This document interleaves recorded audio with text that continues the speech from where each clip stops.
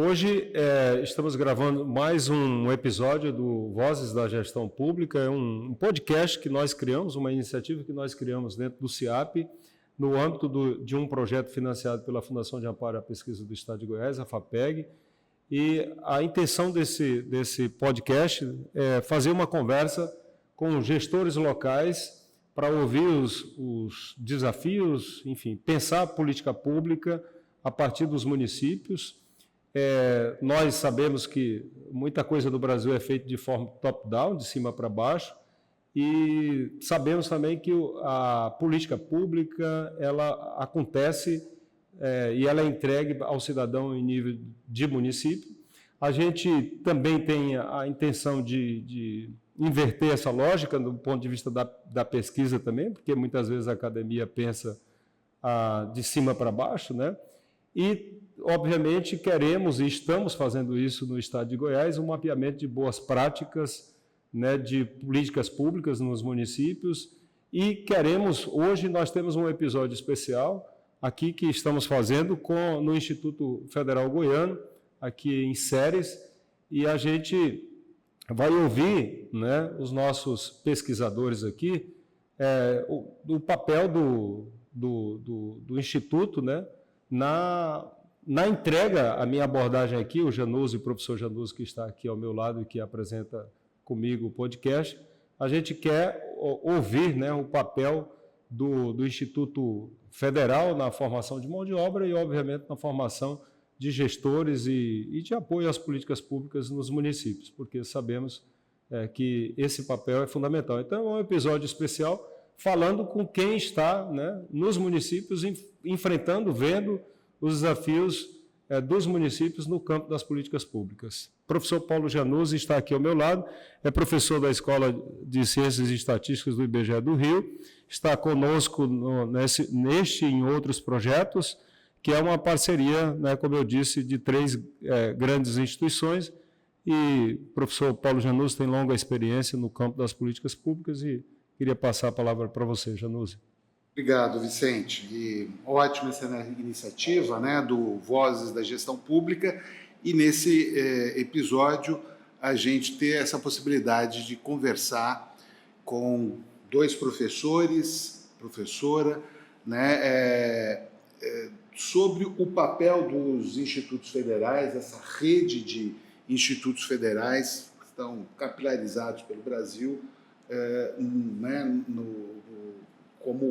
como ajudando, né, formando profissionais para as várias áreas da economia, para os municípios brasileiros, e também, né, desenvolvendo projetos específicos nesse sentido. Então, eu queria agradecer muito ao convite que foi aceito pelo professor doutor Adriano Honorato Braga, que ele é diretor-geral do campus Ceres, aqui do Instituto Federal Goiano, também coordenador do Núcleo de Estudos e Pesquisas em Tecnologia de Informação, aqui do campus, e a professora Marcela Dias França, gerente de extensão, professora também aqui dos vários cursos oferecidos pelo Instituto. Muito obrigado, e vamos então, queria que vou passar a palavra para vocês se apresentando um pouco, falando das atividades que vocês desenvolvem aqui, e, né, como vocês veem essa importância dos institutos federais aqui e pelo Brasil no cumprimento da sua missão institucional de ensino, pesquisa e extensão. Bom, desde já eu que agradeço a oportunidade de estar aqui no programa Voz da Gestão Pública, né, gravando esse podcast e gravando em loco aqui na cidade de Ceres, dentro do Instituto Federal Goiano. Isso é uma satisfação imensa em terem confiado no IF Goiano, desde fazer a oficina, as ações. Agradecer ao professor Paulo Januzzi, Vicente Ferreira e todas as demais ações podem contar conosco aqui, principalmente com esse importante Instituto Federal e a política que veio de 2008, né? Ela é um pouco antes disso, tem institutos que têm, o mais antigo do Brasil tem 114 anos, que entrou na rede, mas antes eram escolas agrotécnicas, eram outros modelos de escola, que em 2008 foi formatado com essa logo de Instituto Federal para justamente interiorizar a educação do Brasil. Atualmente temos 686 unidades, algumas têm inaugurado, então a perspectiva é que inaugure mais 112 unidades ou até mais até o final do ano que vem. E aí, com isso, chegar a quase 800, então, unidades. O que é o diferencial do Instituto? O diferencial do Instituto é porque a maioria deles estão no interior. A maioria dos institutos federais estão no interior. E o segundo diferencial é que a oferta desde o ensino médio até, no caso do Campus Rio Verde, por exemplo, foi o primeiro do Brasil a ofertar o doutorado. Então, tem campos que ofertam desde o ensino técnico, pode ser o técnico subsequente ou integrado ao ensino médio, até o doutorado. No caso nosso de Ceres, nós temos oferta do técnico desde 1995, esse ano nós completamos 30 anos de instituição, 30 anos, antes era Escola Agrotécnica Federal de Ceres, e a partir de 2008 a gente recebeu também a missão, né, de poder ofertar cursos superiores e de pós-graduação. Então, hoje nós temos 3 cursos técnicos, 5 cursos de graduação, 2 cursos de especialização do lato sensu e 2 de estricto sensu. Estamos almejando aí ter o programa para também ter o doutorado, tanto na área de agropecuária, que é a primeira vertente que teve da Escola Agrotécnica, como na área da educação. Então, esse é o impacto dos institutos federais a nível de Brasil e do Campus Ceres a nível de Vale de São Patrício e região. Bom dia, então é um prazer participar aqui, né, desse podcast Vozes da Gestão Pública e aprender um pouquinho com vocês, que desde ontem a nossa oficina que eu participei, eu acho que eu aprendi muito, estamos aprendendo, né, como mostrar o que a gente faz, porque a gente fica aqui conversando e nós fazemos muita coisa, mas sistematizar o que é feito para mostrar, a gente ainda tem um caminho a percorrer, né? E aí o Adriano falou um pouco sobre os cursos que a gente oferece, sobre como que a gente está inserido aqui na região, e aí eu vou um pouquinho mais local, como professor, andando pela cidade do interior, quando a gente chega nas escolas, que a gente já vê alunos, né, professores formados aqui, capacitados, como eles atuam lá, já estamos dando uma nova cara aqui na região. Então, os professores que são formados aqui, eles estão engajados em fazer projetos, né? E não apenas ir para a sala de aula, que a gente precisa de fazer, mas eles, por vezes, participam de outras atividades, engajam os estudantes nessas atividades. Estudantes nossos, formados no curso técnico, que também acabam sendo aprovados em concurso, né? Terminam o curso técnico e já são aprovados em concurso. Inclusive, a gente tem muitos na Secretaria de Meio Ambiente que foram aprovados. Alunos novos ainda que chegam com vontade de fazer a diferença, de mudar, e a gente vê que esse espírito deles vem da instituição, vem da educação que a gente oferece, que eles vivenciam aqui. Então, eles chegam profissionais muito engajados, com muita vontade, né? E aí isso precisa de ser mantido através de mais formação, de mais estudo, de mais estímulo, que precisa de ser pensado, né, através de políticas públicas para que esses profissionais continuem a desenvolver e fazer o trabalho aqui local também, que a gente tem que pensar a nível de mundo, mas a gente precisa de mudar o meio que a gente vive e a gente consegue perceber, né, Adriano, quando a gente chega num lugar que nós temos estudantes formados aqui no Campus Ceres, o quanto ele já é um profissional diferente e ele, de certa forma, muda um pouco da política daquele lugar. Isso deixa a gente muito satisfeito com o trabalho que nós temos desenvolvendo aqui. Então, em termos de... você, de fato, hoje a gente já conversou com um secretário municipal que já, né, foi aluno desta escola, ou deste instituto, né?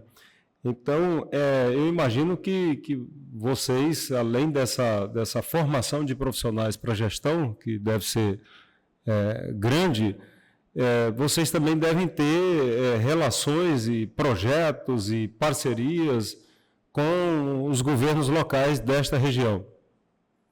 Sim, nós temos. E aí, assim, não é que a gente forma para gestão, às vezes a gente formou professores, mas eles entram tão engajados que eles acabam assumindo a gestão do lugar que ele está trabalhando. Teve o professor que vocês entrevistaram antes, o Éder, né, da secretaria, mas nós temos outros exemplos, sabe? Que eles vão para trabalhar como técnico, como analista, como professor, e por vezes a gente encontra eles no papel de gestão. E eu acredito que pela formação que eles têm aqui, nossa. E aí nós temos vários projetos, né? Quando esses estudantes nossos estão nos lugares, aí o projeto ele fica mais fácil ainda, porque já é uma porta de entrada, porque nós temos também, assim como as universidades, dificuldade em entrar nos locais para desenvolver projetos de ensino, pesquisa e extensão. E quando a gente tem um estudante nosso que formou e é profissional daquele lugar e acredita nesse tipo de educação, então a gente tem uma porta aberta. E aí nós temos várias parcerias, né, com a prefeitura, com as secretarias, tanto a prefeitura de Ceres, quanto as prefeituras regionais. Hoje mesmo, antes de vir para o podcast, a gente estava recebendo uma escola para fazer trilha aqui no nosso campus, que é um projeto que nós temos. Então, eles vão fazer trilha, vão observar a fauna, vão observar a flora, vão observar a estrutura que o campus foi formado, vão observar também o nosso complexo esportivo, pensando em práticas de aventura. Então, é um projeto que a gente recebe escolas de várias regiões. Geralmente, quem entra em contato? Alunos nossos que estão estagiando lá, alunos que foram formados aqui e estão lá. Então, a partir de quando a gente começou a colocar profissionais no mercado, a gente tem uma porta de entrada mais fácil também, não só em Ceres, mas em Ceres e região. E aí nós temos muitos projetos em parceria com o Vale do São Patrício em geral. E no caso aqui especificamente desse Instituto Federal, vocês têm que cursos e os alunos de vocês vêm de que região? É da própria região ou vêm de outras áreas, né, do estado ou de outros estados? Excelente pergunta, Januse. Do último levantamento que nós havíamos feito, nós tínhamos estudantes de 107 municípios. 107 municípios e de 5 estados. Então, nós temos alunos de Goiás, alunos de Minas Gerais, alunos de Tocantins, alunos do Pará e temos alunos também do Maranhão. Aí, quem deve estar ouvindo o podcast, nos vendo, pergunta assim, mas como tem aluno de tão distante? É porque, apesar dessas, como eu comentei anteriormente, das 686 unidades e tem expandido, uma realidade que de menos institutos, são cerca de 112, que é ainda a oferta de residência. E aí nós ofertamos residência não só para ensino superior. Tanto é que na oferta do Campus Ceres, 70% de nossas vagas elas estão destinadas para alunos de ensino médio ou curso técnico. Então, esses alunos que eu comentei de espaços mais distantes, Maranhão, Tocantins, Minas Gerais, de outros locais, acabam que eles vêm e se tornam os nossos residentes. E quando eles se tornam residentes, muitos desses ficam aqui 3 anos e, às vezes, até pela condição de vulnerabilidade social e demais, eles ficam 3 anos sem voltar para visitar os familiares. Eles ficam realmente, o Natal, o Ano Novo, eles passam aqui conosco. E aí eles passam a constituir, a gente comenta com eles, uma nova família, que é aquela família dos residentes, ou igual de alguns professores que os recebem nas casas, nos períodos de recesso ou outros períodos aqui na instituição. Então, a gente tem desses de mais de 107 municípios, de acordo com o último levantamento, e esses estudantes, eles vêm tradicionalmente desses locais mais longe, é interessante. É o mesmo papel do impacto do egresso, né? Por exemplo, Tocantins, esses outros locais, nós não estamos mais divulgando lá a informação, às vezes não. Mas por que voltam então? É um familiar, é um primo, é um tio, alguém que formou lá nas primeiras turmas, que indica e continua a vir. Geralmente, esses que vêm de mais distante, a indicação geralmente é de um familiar que já estudou aqui. E aí também nós temos alunos mais próximos a nós, mais próximos eu falo, chega a cerca de 300 quilômetros, que é São Miguel do Araguaia, Porangatu, que são dessas outras cidades que também são residentes. E acaba que morando aqui, depois eles voltam e falam que tem essa possibilidade. E para quais cursos que eles vêm? Eles vêm fazer o nosso técnico agropecuário, que é o curso que a gente tem desde o início da instituição, técnico em meio ambiente e técnico em informática para a internet, que para o ano que vem nós estaremos ofertando também o técnico em inteligência artificial integrado ao ensino médio. Como que são essas aulas? É um curso regular de um ensino médio de 3 anos e as aulas são de 7 da manhã às 5 da tarde. Mas aí, dependendo da turma que o aluno esteja, ele tem aulas distintas, mas eles têm a mesma matriz. O da agropecuária tem a mesma matriz para 3 turmas de agropecuária, por exemplo, A, B e C. Mas pode ser que o aluno da turma primeiro A de agropecuária, na segunda-feira, 7 horas da manhã, ele tem aula de matemática. E pode ser que o aluno da primeiro B de agropecuária, ele vai estar tendo aula de olericultura. Então, ele vai direto para o campo e vai lá aprender um pouco sobre mais o plantio de hortaliças e demais itens. Aí a parte de matemática, base nacional como curricular, repete para os 3 cursos, que é a matemática, a física, a sociologia, a educação física, inglês, espanhol, todos esses os 3 cursos têm. A diferença é que, se é um aluno de agropecuária, ele vai ter olericultura, ele vai ter irrigação e drenagem, ele terão essas disciplinas técnicas para compor a grade curricular dele. Se ele é um aluno de meio ambiente, ele vai ter energias renováveis e outras disciplinas. E se ele é um aluno de informática para a internet, aí ele já vai ter lógica de programação e banco de dados. E não tem como o aluno formar somente com o ensino médio. Isso é algo que geralmente o pessoal vem procurando ter o ensino médio por causa das notas boas que a gente tem em índices como o Enem e outros índices. E aí, quando chega ao 3º ano, acaba querendo focar só no Enem. Mas não é uma realidade e a nossa premissa é formar para curso técnico. E aí o aluno ele tem que sair daqui com curso técnico. Então, o diploma dele é uma dupla diplomação. Ele sai com o diploma de ensino médio e com o diploma de técnico, que é onde a professora Marcela falou que com esse diploma técnico permite ele ingressar nessas vagas que tem de prefeitura já com o ensino médio. Principalmente hoje está tendo muita vaga na área de técnico em informática para concurso e técnico em meio ambiente. Já o técnico agropecuário, aqui na região, são as usinas que demandam bastante a contratação dos técnicos em agropecuária. Não é de concurso, mas as usinas demandam muito. Então, essa é a oferta do técnico. Depois disso, vem a outra premissa do IF é a verticalização. Então, um aluno formou, por exemplo, agropecuária, ele pode ir para um curso de agronomia. Aí no superior nós temos agronomia, zootecnia, biologia, licenciatura, química, licenciatura e sistema de informação. Então, ele com 3 anos, depois ele vem para agronomia, aí ele pode fazer uns 5 anos, se fizer realmente de forma plena em 5 anos, e aí ele fazer agronomia. Então, foram 8 anos na instituição. E depois ele pode vir fazer o mestrado conosco, Irrigação do Cerrado, que é um mestrado profissional que justamente também tem, a maioria dos seus participantes do mestrado, os alunos, também são de usinas. É interessante que talvez o técnico agropecuário que formou, que agora está na usina, ele volta para cá para fazer o mestrado. Então, ele pode, hoje, no Campus SESI, 3 anos, por exemplo, nesse exemplo que eu dei, com mais 5, 8, com mais 2 de mestrado, 10. Se que nós conseguimos chegar até o doutorado também em Irrigação do Cerrado, aí serão 14 anos da mesma instituição. Só que um dos projetos nossos de extensão, que somente coordenado pela professora Marcela, que mudou muito e tem mudado a região, é que hoje no campus, de segunda a sexta-feira, você vai encontrar aluno de ensino fundamental, ensino fundamental 1.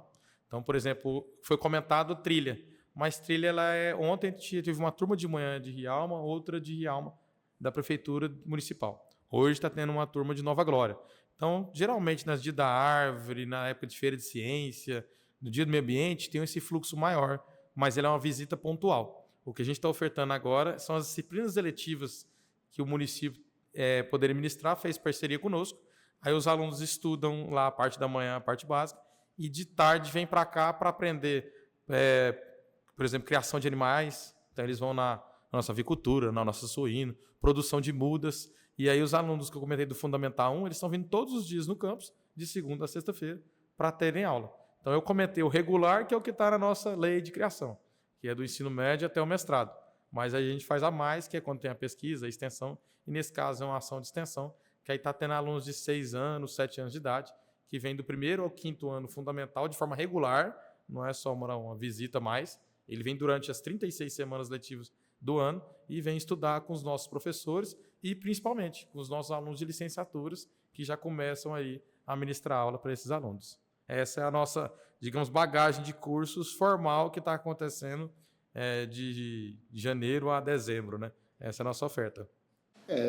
Inclusive, né, Vicente, até é meio surpreendente o conjunto de atividades que vocês desenvolvem, né, complementarmente, porque eu sempre via e vejo, né, um dos aspectos, assim, como eu disse no início, a importância, né, dessa rede capilarizada, no sentido de proporcionar a formação de recursos humanos, né, pelo Brasil afora, né, pelos projetos de pesquisa e também pelo que a professora Marcela comentou, até a mobilidade social, né, que a própria imersão no ensino, né, médio, técnico,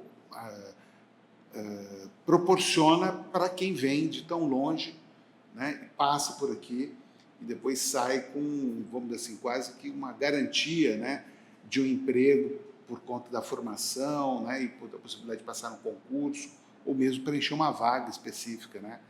Numa empresa aqui da região, em qualquer lugar onde ele se estabeleça.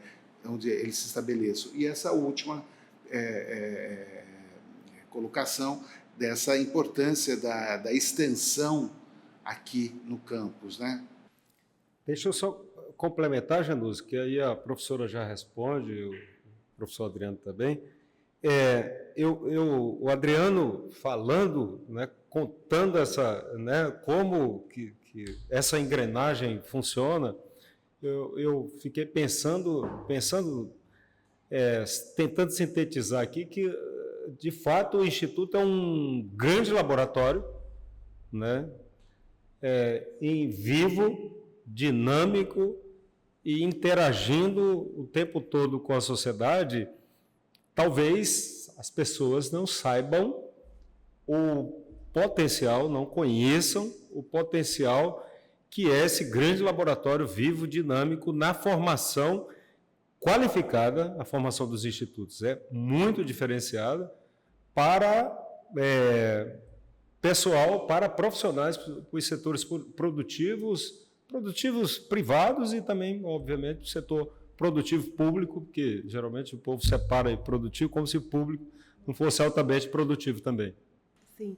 Aqui a gente leva muito a sério o papel da popularização da ciência, né? E aí a extensão atua em várias frentes nesse sentido, até mostrando os projetos de pesquisa que são feitos também, mas pensando que o que a gente produz aqui, a gente precisa de levar para a comunidade externa. Então, quando a gente recebe aqui um projeto pontual de trilha, de um menino de 6 anos, a gente mobiliza todo mundo para receber eles bem. Então, não interessa se é um menino de 6 anos ou se veio o prefeito da cidade, a gente vai receber todo mundo da mesma forma.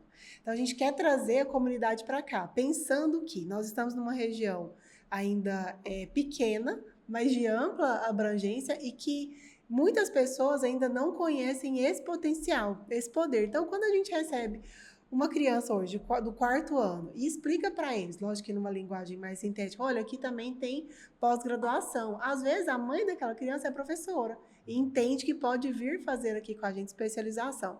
Então a gente leva muito a sério esse trabalho de nos mostrar para a comunidade, no sentido não só de aparecer na comunidade, mas no sentido de trazer eles para dentro para poder usufruir de tudo que a gente oferece aqui. Então, quando a gente vê cada visita, cada projeto de extensão, cada vez que a gente sai aqui, né, dos muros, onde a gente tem domínio e vai fazer uma ação lá fora, que aí é um pressuposto que eu aprendi ontem que eu não consigo controlar, o que a gente vai com muito afinco para mostrar tudo que a gente faz e para mostrar que o que a gente faz está disponível para todo mundo. Porque às vezes, né, Adriana, a gente tem um lema que é de graça, é público, mas o povo às vezes paga para fazer inscrição. Então ainda há aqui, né, na região, pessoas que não sabem que é gratuito e que é para todos, né? Então, quando a gente faz um projeto de extensão, a gente tem vários objetivos. E o objetivo principal ali é desenvolver aquela atividade, aquela ação, mas com os objetivos secundários não menos importantes, que é trazer essa comunidade para dentro da instituição para se especializar. Porque se ele está no mercado de trabalho nos atendendo e ele está especializado, ele estudou, ele tem um maior potencial de trabalhar lá. E aí a gente pensa nisso sempre. Toda vez que a gente vai fazer uma ação, a gente tem um objetivo principal, mas a gente tem um objetivo tão importante quanto, que é trazer mais pessoas para a educação.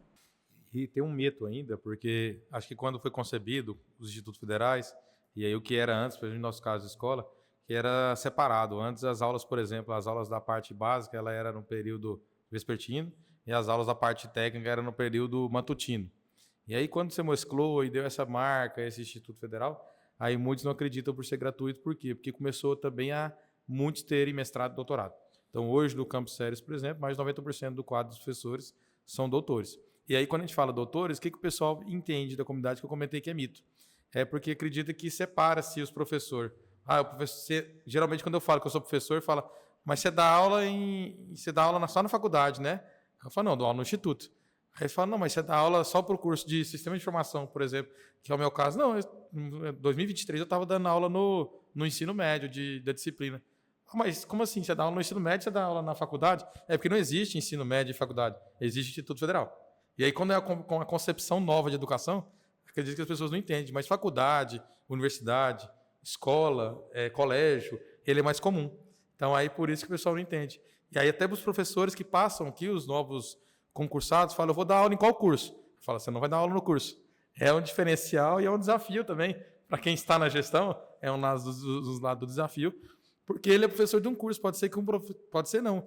Todos os nossos professores que estão atuando hoje no nosso mestrado, por exemplo, eles também têm uma carga horária, talvez de graduação ou de ensino médio. Então pode ser que, igual comentei antes da disciplina, pode ser que na quarta-feira de manhã ele deu aula para o ensino médio e na quarta tarde ele vai dar para a graduação. E é o mesmo professor com o mesmo currículo, doutor, que ele vai dar aula nos dois. Então não tem essa separação. E aí as pessoas às vezes confundem, falam, mas paga para esse curso, paga? Fala, não, nenhum curso paga. Então é isso que ajuda muito, o que foi comentado dos egressos, porque eles sabem e sabem que é de graça. E eles sabendo, aí às vezes eu comentava, fala, vamos fazer isso lá no Instituto. Ah, mas o Instituto tem isso, o Instituto pode ofertar, quanto que é? Fala, não, é de graça. Graça, vamos lembrar, né? Porque, na verdade, tem um investimento do governo federal que é investido por cada cidadão também para que isso se mantenha, né? Então, por isso que a gente tem que cada vez mais ofertar para a comunidade, de forma gratuita para a comunidade, mas sabendo que tem que ter um investimento para manter do governo federal, no nosso caso, né? Ótimo. Então, eu acho que essa é uma característica muito interessante, né, da atuação, né, dos professores. E no caso aqui específico vamos dizer assim, da gestão pública, essas atividades aplicadas ou atividades de extensão que vocês desenvolvem aqui parecem ser também replicáveis em outros contextos, né? Talvez vocês pudessem falar um pouco dessas experiências, né, do Meninas Digitais, do Baú da Ciência, né, do Caminhos da Ciência, para que, quem sabe, as secretarias de educação de outros municípios pelo Brasil possam procurar os institutos federais mais próximos e essa sinergia que vocês têm internamente entre os vários institutos acabar, enfim, replicando naquela localidade alguma coisa que vocês estão desenvolvendo aqui.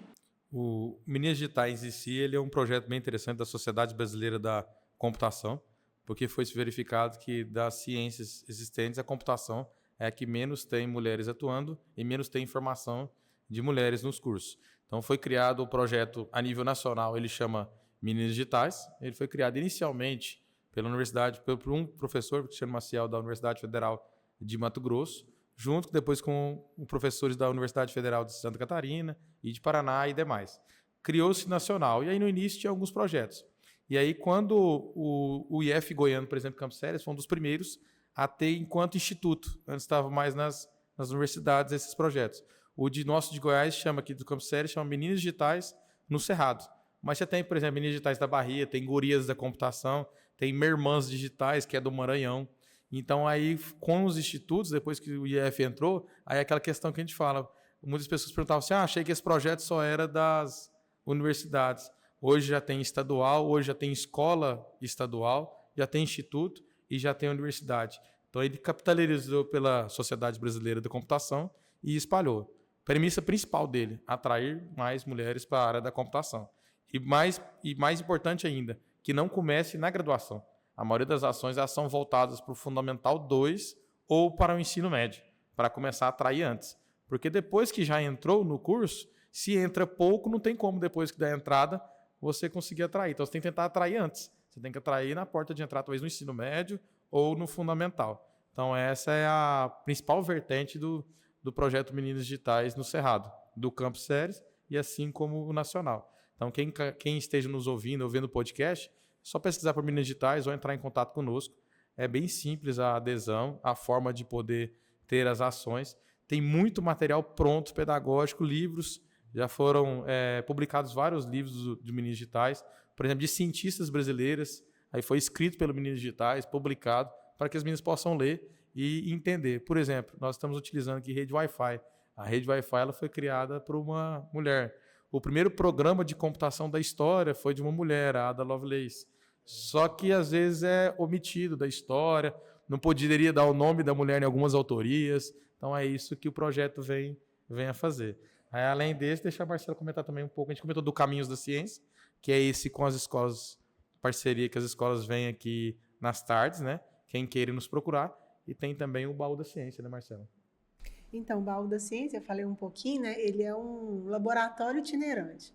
É como se a gente pegou uma carreta e tem 4 bancadas lá dentro. Essas bancadas são fixas, né? Então, a gente atualmente trabalha lá com física, química, biologia e robótica. E aí a gente vai para os lugares mais remotos, né? Ou para as escolas, ou para praças, para eventos, para poder desenvolver um pouquinho de ciência lá naquele lugar. E aí a gente vai também a pedido, né? Então a escola pede para ir em tal lugar. Então aí a gente vai para aquele lugar, monta o cronograma, passa o dia todo lá. Quando a gente vai para uma cidade também aproveita que já fez a viagem, porque tem deslocamento, né? Dos professores, coordenadores, aí atuam nossos estudantes.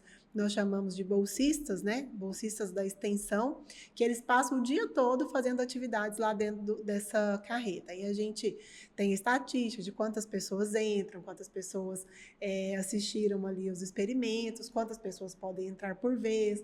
Várias visitas já foram realizadas desde que o baú começou, né, no projeto. E aí, escolas, parques, eventos, e aí diferentes eventos. Por exemplo, eventos já de cursos superiores que a gente participou. Ano passado teve o EMPEC, que era um curso também para licenciaturas. Então, era um lugar de amostra para ver o que outras instituições também poderiam propor. Então, é como se fosse uma ciência itinerante para chegar nos lugares onde eles não têm aquele acesso. E também para estimular. Por exemplo, a gente já foi em feiras agropecuárias aqui da região, né? No Vale do São Patrício, no geral, a gente já foi também para Brasília para mostrar esse projeto lá.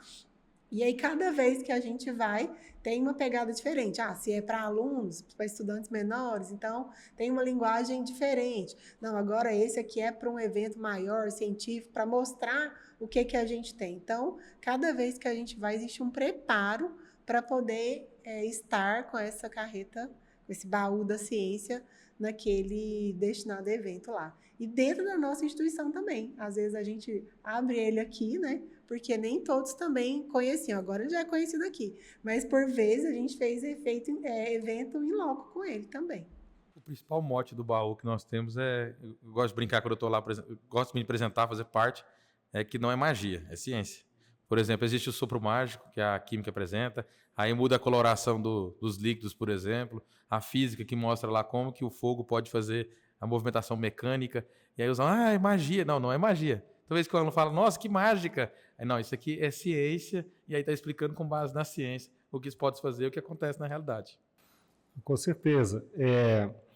Me parece que os institutos, né, e vocês aqui em particular, têm uma inserção muito forte da extensão na comunidade, né? E não existe nada mais relevante, né, do que sair de dentro dos muros das instituições de ensino e ir para a comunidade. E esses projetos que vocês estão descrevendo aqui, apresentando, são muito relevantes.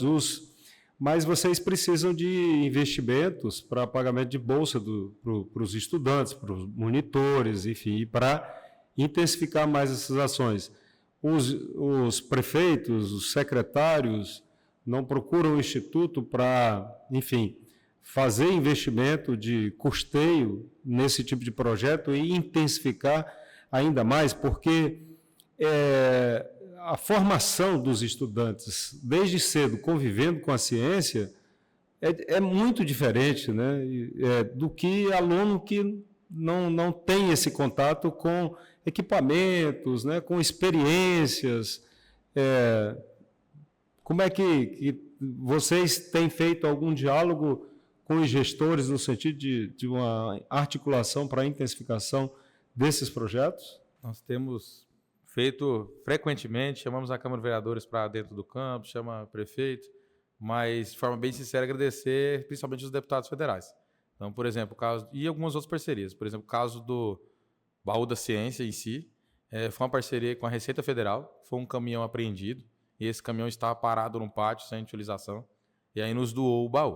O baú ficou parado um tempo, até que a gente conseguiu um deputado federal que acreditou na ideia, acreditou no projeto, aí teve que reformar o baú. Você pode falar o nome do deputado, não tem problema não, porque os atores políticos são fundamentais no processo de política pública. Os principais deputados assim, que têm colaborado do Estado de Goiás conosco aqui é o deputado Rubens Ottoni, deputada Flávia Moraes, deputado José Nelton já colaborou também, e deputado Alcides também já colaborou. Mas principalmente o Rubens Ottoni e a Flávia Moraes é constantemente que eu falo investindo em educação e ciência. Ano após ano tem colaborado e tem ajudado. E aí esse recurso, Vicente Januzzi, que nos ouve, é o que a gente consegue fazer essas ações. Porque com o recurso que nós temos é para manter o prédio funcionando, a elétrica, a energia, os cursos que são regulares.